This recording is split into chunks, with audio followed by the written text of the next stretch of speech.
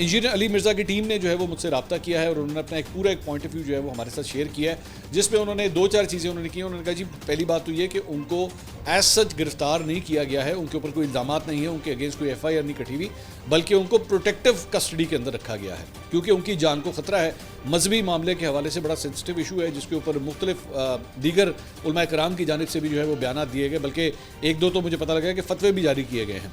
तो उनकी जान को खतरा था, इस वजह से उनको जो है वो 3 MPO के तहत जो है प्रोटेक्टिव कस्टडी के अंदर रखा गया है। ये ज़हन में रखिएगा, ये मामला अगर ये इस मामले को पिकअप किया जाता है तो ये मामला national cyber crime investigation agency, जिन्होंने वो डक्की भाई, रजब भट्ट और इन लोगों के अगेंस्ट जो है वो कार्रवाइयाँ की हैं, वो इसके तहत कार्रवाई कर सकते हैं। लेकिन अभी तक एज सच मेरी इत्तलात के मुताबिक अभी तक कोई कार्रवाई जो है वो शुरू नहीं हुई है। एक बात। दूसरी बात यह कि एक और ख़बर ये भी आई थी, वो भी नेशनल मीडिया के ऊपर चली थी कि जनाब उनकी जो एकेडमी है उसको सील कर दिया गया है। इनकी टीम ये क्लेम कर रही है कि उनकी एकेडमी को सील नहीं किया गया है, ये गलत खबर है। एकेडमी जो है वो वैसी की वैसी ही काम कर रही है, वैसी ही मौजूद है, खुली हुई है। लेकिन दोबारा मैं ये कह रहा हूँ कि ये इनकी टीम का क्लेम है। वी डोंट नो, बिकॉज एक तो ये भी इशू है कि जेहलम जो है वो मेन स्ट्रीम मीडिया जहाँ पे ऑपरेट करता है वहाँ पे नहीं है, तो इन्फॉर्मेशन का जो आना है वो ज़रा थोड़ा सा रोड ब्लॉक्स के साथ आता है। तो उनकी जानिब से ये क्लेम किया जा रहा है कि ऐसा कुछ नहीं है।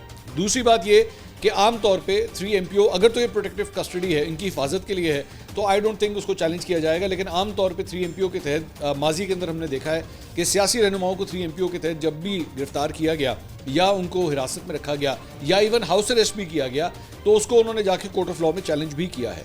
इस मरतबा अभी तक कम से कम जो ये मैं वीडियो रिकॉर्ड कर रहा हूँ, इस कस्टडी को जो है वो अभी तक कोर्ट ऑफ लॉ के अंदर चैलेंज नहीं किया गया है। सो हो सकता है कि इनको एक्चुअली प्रोटेक्टिव कस्टडी में लेना, इसमें इनकी अपनी भी रजामंदी शामिल हो कि उनको भी इस हिफाजत की ज़रूरत हो। ये ना हो कि उनके ऊपर कोई हमला हो जाए, क्योंकि ख़ास तौर पे 1-2 सियासी जमातों के हवाले से, मजहबी जमातों के हवाले से ये खबर इंजीनियर अली मिर्ज़ा के हवाले से रही है कि वो उनकी हिट लिस्ट के ऊपर हैं और वो उनकी बहुत सख्त मुखालफत करते हैं। जो भी engineer Ali Mirza point of view रखते हैं उनसे वो बड़ा सख्त इख्तलाफ करते हैं।